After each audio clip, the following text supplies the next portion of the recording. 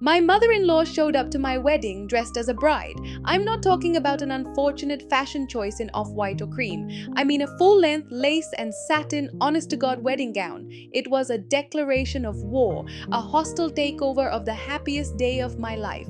But what she hadn't anticipated was my father, a quiet man of immense integrity, who delivered a moment of justice so sharp and beautiful that the memory of it still rings in that room today. The day was meant to be a masterpiece of our love. My fiancé, Liam, and I had poured our souls and our life savings into it. We chose a historic estate in the Hudson Valley, a place of old stone walls and rolling hills that sloped down toward the river. It was the kind of place that felt like it had existed out of time, whispering stories of generations past. We planned every detail with obsessive care, imagining the afternoon sun streaming through the grand ballroom windows, the scent of peonies and old wood, the soft notes of a cello quartet welcoming our loved ones. From the custom-designed invitations to the locally sourced menu, every element was a testament to our partnership. We were a team, blissfully in love and ready to launch our life together. When the day finally dawned, it was perfect. The sun cast a golden glow over the manicured gardens, and the air buzzed with a joyful energy as our friends and family began to fill the grounds. Tucked away in the bridal suite, surrounded by my bridesmaids, I felt a serene calm settle over me. Liam and I had already had our first look in a secluded garden, and the sight of his handsome face, his eyes shining with tears as he saw me in my dress, had anchored me completely. He looked incredible in his deep navy tuxedo, and the way he held my hands like I was the most precious thing in the world erased every last butterfly. It was all real. It was all happening. But I've since learned that perfection is a magnet for chaos, and my mother-in-law Eleanor has always been an agent of it. From the moment Liam first introduced us, she treated me with a thinly veiled disdain. I wasn't born into her world of inherited wealth and East Coast society. My career as a freelance graphic designer was, in her words, a cute little project to keep you busy. When Liam proposed with a stunning modern ring he'd designed himself, she had looked at it on my finger and commented to a cousin, loud enough for me to hear, that it was certainly a departure from tradition.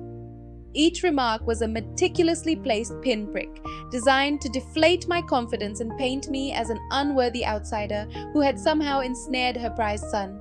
I had always responded with kindness, believing naively that the sincerity of my love for Liam would one day win her over. I had even held out hope that our wedding would be the truce, the day she would finally embrace me. I was wrong.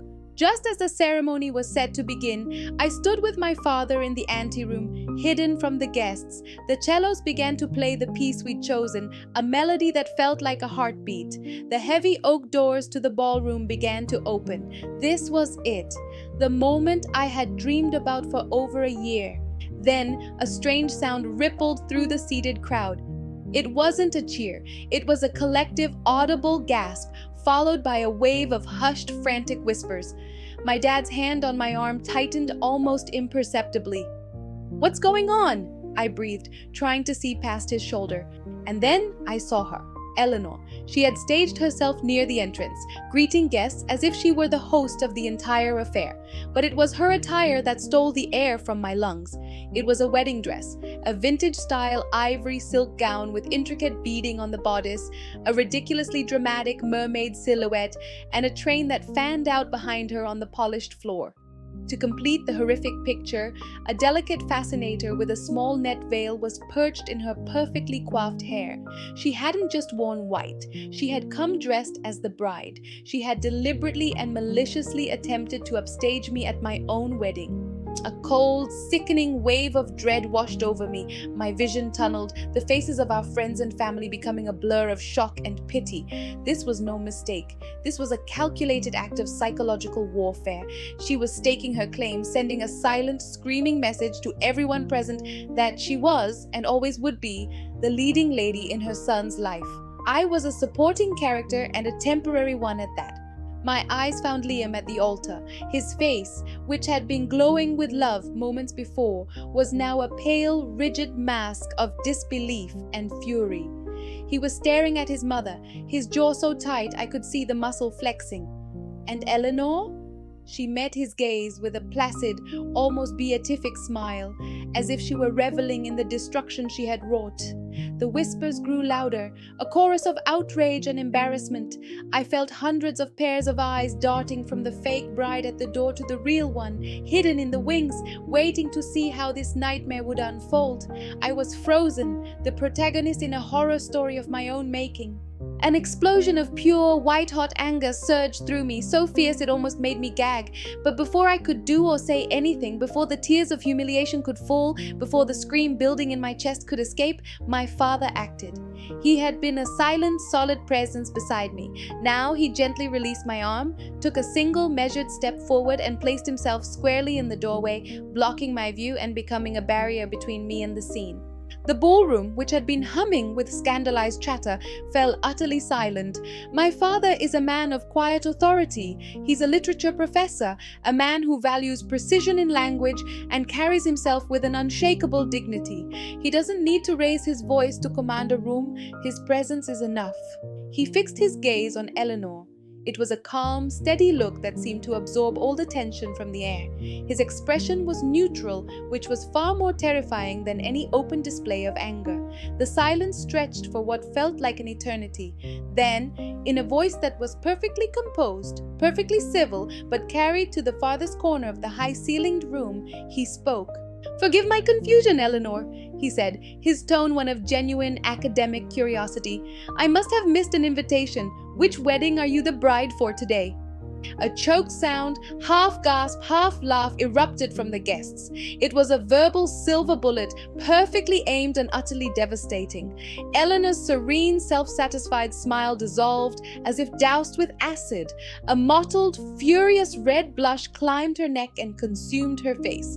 For the first time, she looked completely panicked, her eyes flitting around the room, searching for a friendly face in a sea of condemnation.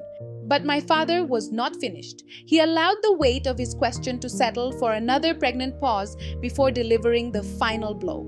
"Oh, but I see," he continued, his voice as smooth as polished wood. "You have a choice to make right now. You can be a mother here today, or you can be a spectacle. You cannot be both. Today, my daughter is the only bride in this room, and if you are not here to celebrate her marriage to your son, then I must insist you leave. The decision is yours." Every word was a perfectly placed stone, building a wall of reason against her tide of narcissism. He hadn't yelled, he hadn't called her names, he had simply and clinically dismantled her entire performance, exposing it for what it was, a pathetic, desperate grab for the spotlight. Eleanor's eyes welled with tears, but they were tears of pure, unadulterated humiliation, not remorse. She looked frantically toward her husband, my father-in-law, who was sitting in the front row, his face buried in his hands in a posture of profound shame. She looked at Liam, whose expression was a storm cloud of rage at her and deep, painful embarrassment for me. She was stranded, an island of her own making. Without another word, her composure shattered. Eleanor spun around. The ostentatious train of her gown caught on a pedestal of flowers, and she stumbled, yanking it free with a strangled sob before practically fleeing the ballroom. The moment the oak doors thudded shut behind her, the entire room seemed to exhale in unison, and then a single person began to clap, then another and another, until the entire space was filled with a roaring, supportive ovation. My father turned back to me, his stern, protective mask dissolving into the warm, loving smile I knew so well. He took my hand and squeezed it. "Now then," he said, his eyes twinkling, "shall we get you married?" Tears of profound gratitude and love streamed down my cheeks. The ceremony proceeded, and it was perfect, perhaps even more so for the battle we had just won. Liam couldn't stop whispering his apologies and his love for me as we stood at the altar. I knew this wasn't his fault, but as we were pronounced husband and wife and walked back up that aisle hand in hand, a small cold knot in my stomach told me this war was not over. Eleanor was not a woman who accepted public defeat. She would be back, and I had a chilling certainty that next time her objective wouldn't be just to upstage me, it would be to break us. After Eleanor's dramatic departure, a tentative peace settled over our wedding. The ceremony was intimate and beautiful, our vows now imbued with a new weight. We weren't just promising to weather hypothetical storms, we had just survived a very real one before we'd even been pronounced husband and wife. At the reception, for a short while, I allowed myself to believe the worst was over. The ballroom was now transformed, glowing under the light of hundreds of candles. The music was vibrant, and our guests were celebrating with a kind of fierce, protective loyalty. Liam, my husband, stayed glued to my side, his hand a constant reassuring pressure on my back. "I am so sorry, Chloe," he murmured into my ear as we shared our first dance. "I should have known she was capable of something like this. I never should have let it happen." "This is not on you," I whispered back, my head on his chest. "She's your mother, but this is our life. We're a team." And in that moment, under the warm lights, I truly believed we could handle anything. But later, as the party was in full swing, I was on the dance floor with my college friends, laughing for the first time all evening. And then I felt it, that same cold prickle on my skin, the same sudden hush falling over the corner of the room nearest the entrance. My stomach plummeted. I didn't need to look. I knew. She was back. I turned slowly, my heart resuming its frantic, panicked beat. There she was, standing in the doorway like a ghost at the feast. The offending white gown was gone. In its place, she wore a sleek, severe dress, the color of dried blood. It was a statement. Her makeup was flawless, though her eyes were still puffy. She held her head high, scanning the room not with apology, but with the air of a monarch who had been unjustly deposed. An awkward silence spread through the reception. Beside me, Liam went rigid. "Mom," he said, his voice a low growl. "Whoa, what are you doing?" Eleanor glided into the room, a slash of crimson against the soft ivory and gold of our wedding. She placed a hand on her chest in a theatrical display of contrition.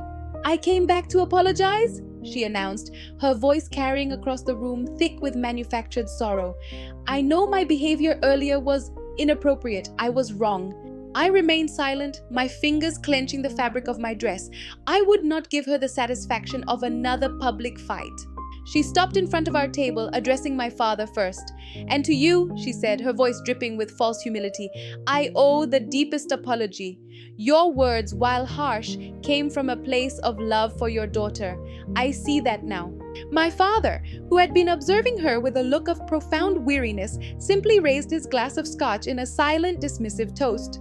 Her strained smile wavered for a second before she turned her full attention to me.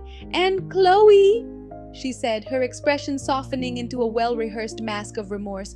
"My dear, I am truly sorry. That dress, it was a terrible, emotional mistake." For a wild, foolish second, I wanted to believe her. "Thank you, Eleanor," I said, my voice clipped but civil. "Apology accepted. Let's just try to enjoy the rest of the evening." I thought that would be the end of it. But she hadn't come for absolution. She had come for the final word. As I began to turn away, she added, her voice dropping into a conspiratorial, tragic tone, "It is just so terribly painful for a mother to stand by and watch her only son, a man of such brilliance and potential, settle for a life so small." The music seemed to fade into the background. The air thickened. A life so small. My life. She had just stood on the dance floor of my wedding and called me, and my life with her son, insignificant. Liam didn't move, but I felt the energy shift beside me. The shock hardened into a cold, diamond-hard rage I had never seen in him. "What?" he said, his voice dangerously quiet. "What did you just say?" Eleanor sighed dramatically, the picture of a suffering martyr. "Sweetheart, you know I only want what's best for you. That's why this is so difficult. You're tying yourself to a future that is so far beneath you." I was paralyzed, the insult echoing in the silent space she had created. But before I could process it, Liam moved. He calmly placed his drink on the table and walked directly to his mother. He didn't rush. Each step was deliberate. He stood before her, the entire room watching, holding its breath. In a voice that was low, clear, and utterly devoid of emotion, he said, "Leave." Eleanor blinked. "Liam, what are you saying? I am your mother." "I know who you are," he replied, his voice like ice. "You are the woman who has spent this entire day trying to destroy my wife's happiness. You have disrespected her. You have disrespected her family, and you have tried to make our wedding day about your own pain. I'm done watching the show. You are not welcome here." Her face finally began to crumble, the mask of the wronged matriarch shattering to reveal the desperate woman beneath. "You would choose her? Over me? Over your own family?" Liam didn't hesitate. "There is no choice to be made," he said, his words ringing with a chilling finality. "She is my family now. This is my wife, and you will not speak to her that way ever again. For tonight, we are done. Get out of my wedding." There was no arguing with his tone. It was the sound of a door being locked for good. Eleanor stared at him, her mouth agape, searching for a weapon that was no longer in her arsenal. She looked around the room for an ally, but found only averted gazes and cold shoulders. She had overplayed her hand and lost everything. With a final wretched sob, she turned and fled, her crimson dress a smear of defeat against the joyful backdrop of our celebration. This time, we knew she was gone for good. The moment the door closed, the tension in the room snapped. Liam turned back to me, the anger in his face replaced by an expression of profound tenderness. He crossed the dance floor in 3 strides and pulled me into his arms, holding me so tightly I could feel his heart hammering against mine. "I am so sorry," he whispered into my hair, his voice choked with emotion. "I am so sorry she did that to you." I buried my face in his tuxedo jacket, breathing him in, and finally let the tension of the day release. I was exhausted, but I was also filled with a fierce, soaring love. He had not just defended me, he had claimed me. He had drawn a circle around the two of us and declared it sacred.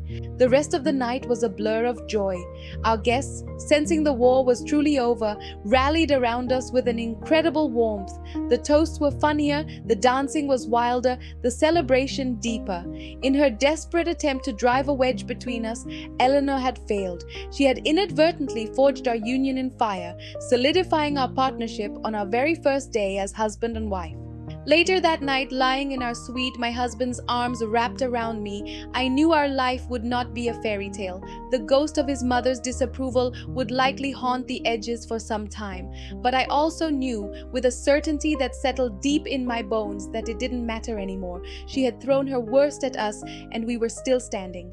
Our marriage wasn't built on a fragile dream of perfection. It was built on something far stronger, something that had been tested by fire and proven true, a foundation of loyalty, of respect, and of a love brave enough to stand up and declare to the world, "It's you and me, always."